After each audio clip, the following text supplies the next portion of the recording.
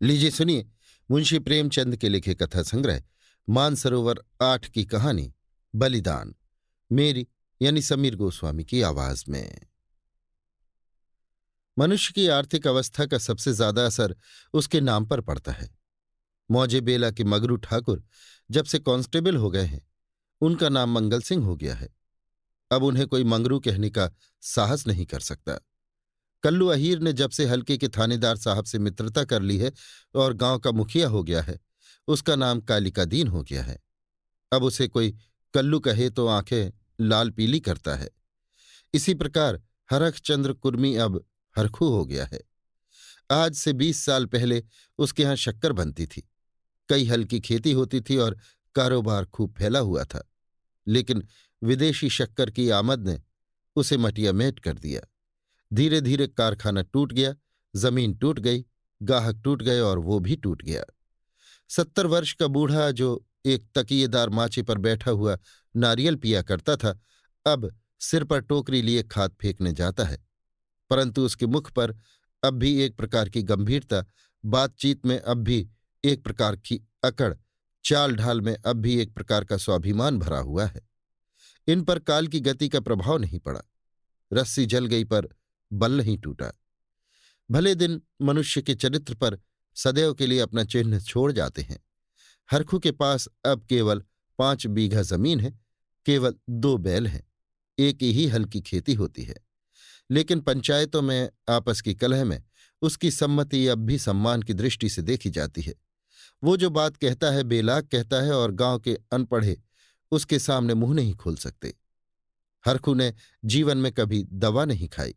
वो बीमार जरूर पड़ता, कुआर मास में मलेरिया से कभी न बचता था, लेकिन 10-5 दिन में वो बिना दवा खाए ही चंगा हो जाता था। इस वर्ष भी कार्तिक में बीमार पड़ा और ये समझकर कि अच्छा तो हो ही जाऊंगा, उसने कुछ परवाह न की।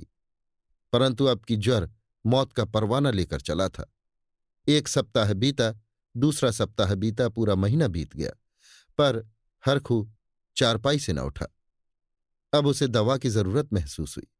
उसका लड़का गिरधारी कभी नीम की सीखे पिलाता, कभी गुर्च का सत, कभी गदापूर्णा की जड़, पर इन औषधियों से फायदा न होता था। हरखू को विश्वास हो गया कि अब संसार से चलने के दिन आ गए। एक दिन मंगल सिंह उसे देखने गए। बेचारा टूटी खाट पर पड़ा राम राम जप रहा था। मंगल सिंह ने कहा, बाबा, बिना दवा खाए अच्छे न होगे, कुनैन क्यों नहीं खाते? हरखू ने उदासीन भाव से कहा, तो लेते आना।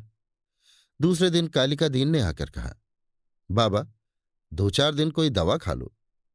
अब तुम्हारी जवानी की देह थोड़े ही है कि बिना दवा दर्पण के अच्छे हो जाओगे। हरखू ने उसी मंद भाव से कहा, तो लेते आना।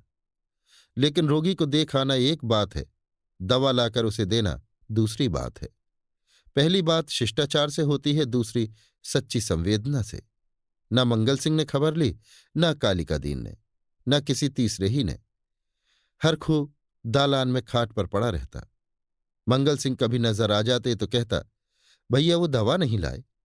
मंगल सिंह कतरा कर निकल जाते। कालिका दीन दिखाई देते तो उनसे भी यही प्रश्न करता, लेकिन वो भी नजर बचा लेता।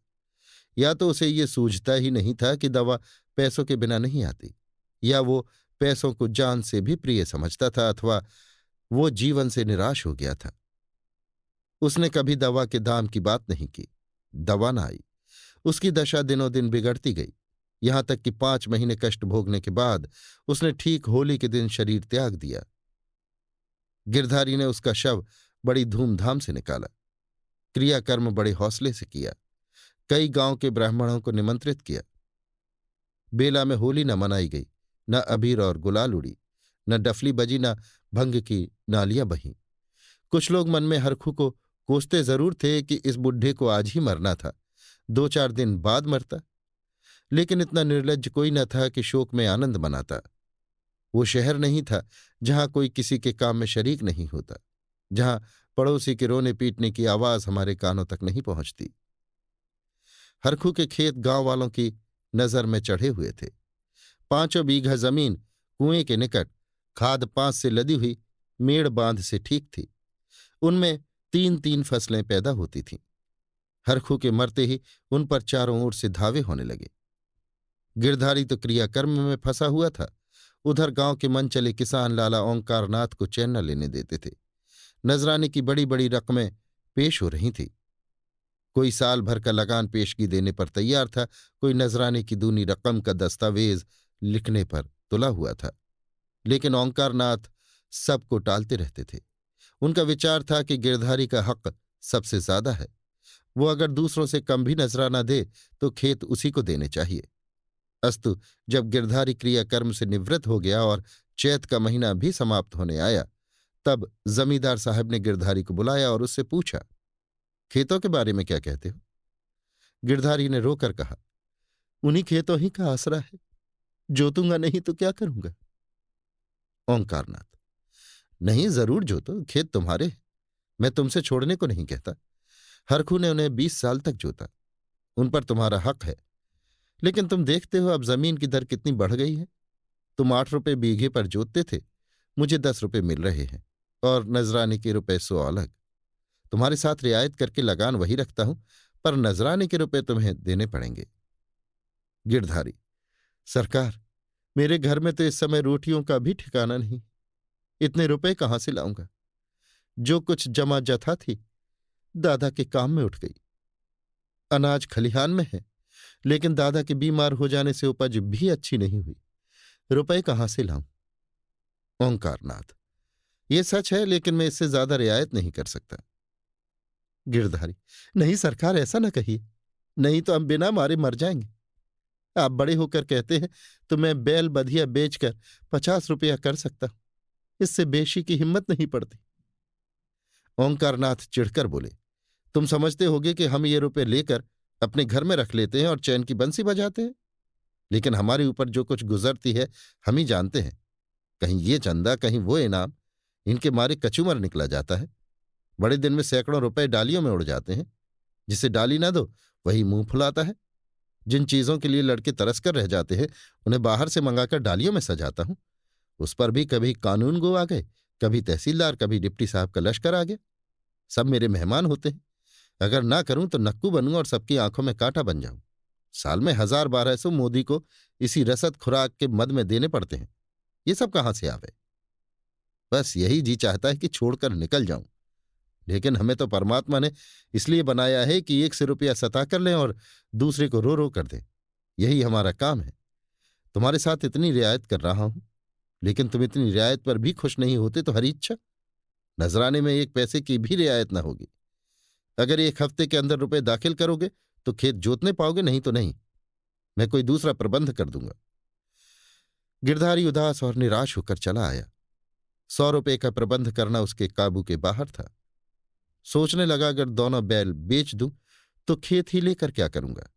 घर बेचूं तो यहां लेने वाला ही कौन है? और फिर बाप दादों का नाम डूबता है। 4-5 पेड़ हैं, लेकिन उन्हें बेचकर 25 रुपये या 30 रुपये से अधिक न मिलेंगे। उधार लूं तो देता कौन है?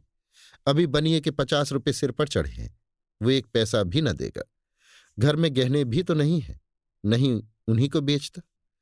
ले देकर एक हंसली बनवाई थी, वो भी बनिए के घर पड़ी हुई है। साल भर हो गया, छुड़ाने की नौबत न आई। गिरधारी और उसकी स्त्री सुभागी दोनों ही इस चिंता में पड़े रहते, लेकिन कोई उपाय न सूझता। गिरधारी को खाना पीना अच्छा न लगता, रात को नींद न आती। खेतों के निकलने का ध्यान आते ही उसके हृदय में हूक सी उठने लगती। हाय, वो भूमि जिसे हमने वर्षों जोता, जिसे खाद से पाटा, जिसमें मेड़े रखीं, जिसकी मेड़े बनाई, उसका मजा अब दूसरा उठाएगा। ये खेत गिरधारी के जीवन के अंश हो गए थे। उनकी एक एक अंगुल भूमि उसके रक्त से रंगी हुई थी। उसका एक एक परमाणु उसके पसीने से तर हो गया था।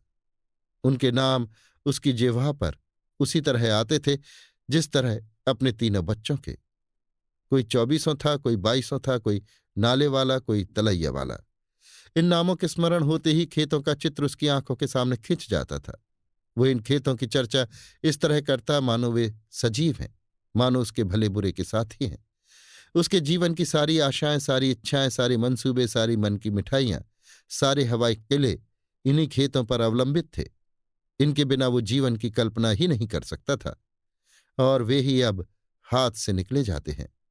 वो घबराकर घर से निकल जाता और घंटों उन्हीं खेतों के मेड़ों पर बैठा हुआ रोता, मानो उनसे विदा हो रहा हो। इस तरह एक सप्ताह बीत गया और गिरधारी रुपए का कोई बंदोबस्त न कर सका। 8वें दिन उसे मालूम हुआ कि कालिका दीन ने 100 रुपये नजराने देकर 10 रुपये बीघे पर खेत ले लिए। गिरधारी ने एक ठंडी सांस ली। एक क्षण के बाद वो अपने दादा का नाम लेकर बिलख बिलख कर रोने लगा। उस दिन घर में चूल्हा नहीं जला। ऐसा मालूम होता था मानो हर खू आज ही मरा। लेकिन सुभागी यों चुपचाप बैठने वाली स्त्री न थी। वो क्रोध से भरी हुई कालिका दीन के घर गई और उसकी स्त्री को खूब लथेड़ा। कल की बानी आज का सेठ खेत जोतने चले हैं, देखें कौन मेरे खेत में हल ले जाता है, अपना और उसका लहू एक कर दूं। पड़ोसियों ने उसका पक्ष लिया। सब तो है, आपस में ये चढ़ा ऊपरी नहीं करना चाहिए। नारायण ने धन दिया है तो क्या गरीबों को कुचलते फिरेंगे। सुभागी ने समझा मैंने मैदान मार लिया। उसका चित्त शांत हो गया। किंतु वही वायु जो पानी में लहरें पैदा करती है, वृक्षों को जड़ से उखाड़ डालती है। सुभागी तो पड़ोसियों की पंचायत में अपने दुखड़े रोती और कालिका दीन की स्त्री से छेड़छेड़ लड़ती। इधर गिरधारी अपने द्वार पर बैठा हुआ सोचता, अब मेरा क्या हाल होगा, अब ये जीवन कैसे कटेगा, ये लड़के किसके द्वार पर जाएंगे। मजदूरी का विचार करते ही उसका हृदय व्याकुल हो जाता। इतने दिनों तक स्वाधीनता और सम्मान का सुख भोगने के बाद अधम चाकरी की शरण लेने के बदले वो मर जाना अच्छा समझता था। वो अब तक गृहस्थ था। उसकी गणना गांव के भले आदमियों में थी। उसे गांव के मामले में बोलने का अधिकार था। उसके घर में धन न था पर मान था। नाई, बढ़ई, कुम्हार, पुरोहित, भाट, चौकीदार, ये सब उसका मुंह ताकते थे। अब ये मर्यादा कहाँ? अब कौन उसकी बात पूछेगा? कौन उसके द्वार पर जावेगा? अब उसे किसी के बराबर बैठने का, किसी के बीच में बोलने का हक नहीं रहा। अब उसे पेट के लिए दूसरों की गुलामी करनी पड़ेगी। अब पहर रात रहे कौन बैलों को नाद में लगावेगा? वो दिन अब कहाँ, जब गीत गा गा कर हल चलाता था। चोटी का पसीना एड़ी तक आता था, पर जरा भी थकावट न आती थी। अपने लहलहाते हुए खेतों को देखकर फूला न समाता था। खलिहान में अनाज का ढेर सामने रखे अपने को राजा समझता था। अब अनाज के टोकरे भर भर कर कौन लावेगा? अब खत्ते कहाँ, बखार कहाँ? यही सोचते सोचते गिरधारी की आंखों से आंसू की झड़ी लग जाती थी। गांव के 2-4 सज्जन जो कालिका दीन से जलते थे, कभी कभी गिरधारी को तसल्ली देने आया करते थे, पर वो उनसे भी खुलकर न बोलता। उसे मालूम होता था कि मैं सबकी नजर में गिर गया हूं। अगर कोई समझाता कि तुमने क्रियाकर्म में व्यर्थ इतने रुपए उड़ा दिए तो उसे बहुत दुख होता। वो अपने उस काम पर जरा भी न पछताता। मेरे भाग्य में जो लिखा है वो होगा। पर दादा के ऋण से तो उऋण हो गया। उन्होंने अपनी जिंदगी में 4 बार खिलाकर खाया। क्या मरने के पीछे उन्हें पिंडे पानी को तरसा था? इस प्रकार 3 मास बीत गए और आषाढ़ आ पहुंचा। आकाश में घटाएं आई, पानी गिरा। किसान हल जुए ठीक करने लगे। बढ़ई हलों की मरम्मत करने लगा। गिरधारी पागल की तरह कभी घर के भीतर जाता, कभी बाहर आता। अपने हलों को निकाल निकाल देखता। इसकी मुट्ठियां टूट गई हैं, इसकी फाल ढीली हो गई है, जुए में सैला नहीं है। ये देखते देखते वो एक क्षण अपने को भूल गया। दौड़ा हुआ बढ़ई के यहां गया और बोला, रज्जू, मेरे हल भी बिगड़े हुए हैं, चलो बना दो। रज्जू ने उसकी ओर करुण भाव से देखा और अपना काम करने लगा। गिरधारी को होश आ गया। नींद से चौंक पड़ा। ग्लानि से उसका सिर झुक गया, आंखें भर आई। चुपचाप घर चला आया। गांव के चारों ओर हलचल मची हुई थी। कोई सन के बीज खोजता फिरता था, कोई जमींदार के चौपाल से धान के बीज लिए आता था। कहीं सलाह होती थी किस खेत में क्या बोना चाहिए। कहीं चर्चा होती थी कि पानी बहुत बरस गया, 2-4 दिन ठहर कर बोना चाहिए। गिरधारी ये बातें सुनता और जलहीन मछली की तरह तड़पता था। एक दिन संध्या समय गिरधारी खड़ा अपने बैलों को खुजला रहा था कि मंगल सिंह आए और इधर उधर की बातें करके बोले, गोई को बांधकर कब तक खिलाओगे, निकाल क्यों नहीं देते? गिरधारी ने मलिन भाव से कहा, हाँ, कोई गाहक आवे तो निकाल दो। मंगल सिंह, एक गाहक तो हम ही है, हम ही को दे दो। गिरधारी अभी कुछ उत्तर न देने पाया था कि तुलसी बनिया आया और गरज कर बोला, गिरधर, तुम्हें रुपए देने हैं कि नहीं? वैसा कहो। 3 महीने से हीला हवाला करते चले आते हो। अब कौन खेती करते हो कि तुम्हारी फसल को अगोरे बैठे रहें? गिरधारी ने दीनता से कहा, साह, जैसे इतने दिनों माने हो, आज और मान जाओ। कल तुम्हारी एक एक कौड़ी चुका दूंगा। मंगल और तुलसी ने इशारे से बातें की और तुलसी भुनभुनाता हुआ चला गया। तब गिरधारी सिंह मंगल सिंह से बोला, तुम इन्हें ले लो तो घर के घर ही में रह जाए, कभी कभी आंख से देख तो लिया करूंगा। मंगल, मुझे अभी तो ऐसा कोई काम नहीं, लेकिन घर पर सलाह करूंगा। गिरधारी, मुझे तुलसी के रुपए देने हैं, नहीं तो खिलाने को तो भूसा है। मंगल, ये बड़ा बदमाश है, कहीं नालिश न कर दे। सरल हृदय गिरधारी धमकी में आ गया। कार्यकुशल मंगल सिंह को सस्ता सौदा करने का ये अच्छा अवसर मिला। 80 रुपए की जोड़ी 60 रुपए में ठीक कर ली। गिरधारी ने अब तक बैलों को न जाने किस आशा से बांध कर खिलाया था। आज आशा का वो कल्पित सूत्र भी टूट गया। मंगल सिंह गिरधारी की खाट पर बैठे रुपए गिन रहे थे और गिरधारी बैलों के पास विषादमय नेत्रों से उनके मुंह की ओर ताक रहा था। आह, ये मेरे खेत के कमाने वाले, मेरे जीवन के आधार, मेरे अन्नदाता, मेरी मान मर्यादा की रक्षा करने वाले, जिनके लिए पहर रात से उठकर छांटी काटता था, जिनके खलीदाने की चिंता अपने खाने से ज्यादा रहती थी, जिनके लिए सारा घर दिन भर हरियाली उखाड़ा करता था। ये मेरी आशा की 2 आंखें, मेरे इरादे के 2 तारे, मेरे अच्छे दिनों के 2 चिन्ह, मेरे 2 हाथ अब मुझसे विदा हो रहे हैं। जब मंगल सिंह ने रुपए गिनकर रख दिए और बैलों को ले चले, तब गिरधारी उनके कंधों पर सिर रखकर खूब फूट फूट कर रोया। जैसे कन्या मायके से विदा होते समय माँ बाप के पैरों को नहीं छोड़ती, उसी तरह गिरधारी इन बैलों को न छोड़ता था। सुभागी भी दालान में खड़ी रो रही थी और छोटा लड़का मंगल सिंह को एक बांस की छड़ी से मार रहा था। रात को गिरधारी ने कुछ नहीं खाया, चारपाई पर पड़ रहा। प्रातःकाल सुभागी चिलम भरकर ले गई तो वो चारपाई पर न था। उसने समझा कहीं गए होंगे, लेकिन जब 2-3 घड़ी दिन चढ़ाया और वो न लौटा तो उसने रोना धोना शुरू किया। गांव के लोग जमा हो गए, चारों ओर खोज होने लगी, पर गिरधारी का पता न चला। संध्या हो गई, अंधेरा छा रहा था। सुभागी ने दिया जलाकर गिरधारी के सिराहने रख दिया था और बैठी द्वार की ओर ताक रही थी कि सहसा उसके पैरों की आहट मालूम हुई। सुभागी का हृदय धड़क उठा। वो दौड़कर बाहर आई और इधर उधर ताकने लगी। उसने देखा कि गिरधारी बैलों की नांद के पास सिर झुकाए खड़ा है। सुभागी बोल उठी, घर आओ, वहां खड़े क्या कर रहे हो?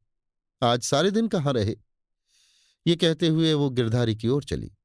गिरधारी ने कुछ उत्तर न दिया। वो पीछे हटने लगा और थोड़ी दूर जाकर गायब हो गया।